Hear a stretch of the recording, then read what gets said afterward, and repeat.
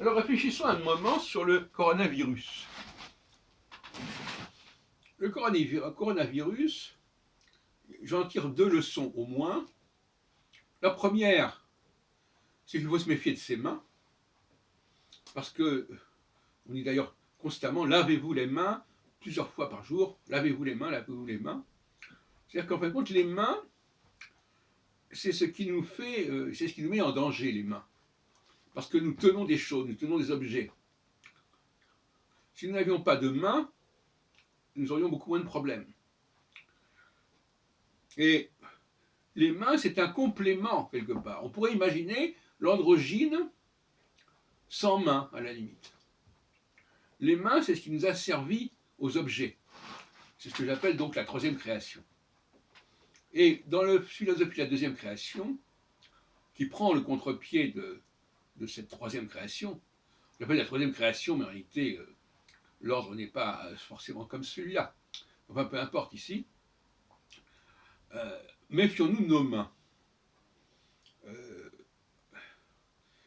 Essayons de ne pas nous en servir, et surtout de ne pas tenir de choses entre nos mains.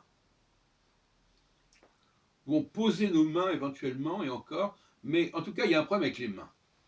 Et le coronavirus nous rappelle cette question fondamentale. Le deuxième point, c'est que le coronavirus exige un esprit de prévention. C'est-à-dire qu'il faut faire des choses, non pas parce que les effets négatifs apparaîtront immédiatement, pas comme quand je me brûle avec le feu, donc je m'aperçois tout de suite que je suis brûlé. Bon, on trouve la question des mains d'ailleurs. Mais il s'agit d'agir, d'avoir une certaine éthique de vie qui aura des effets plus ou moins à long terme et plus ou moins globaux. Et pour beaucoup de gens, notamment en France, c'est trop demandé que de faire des choses dont on ne capte pas immédiatement les effets.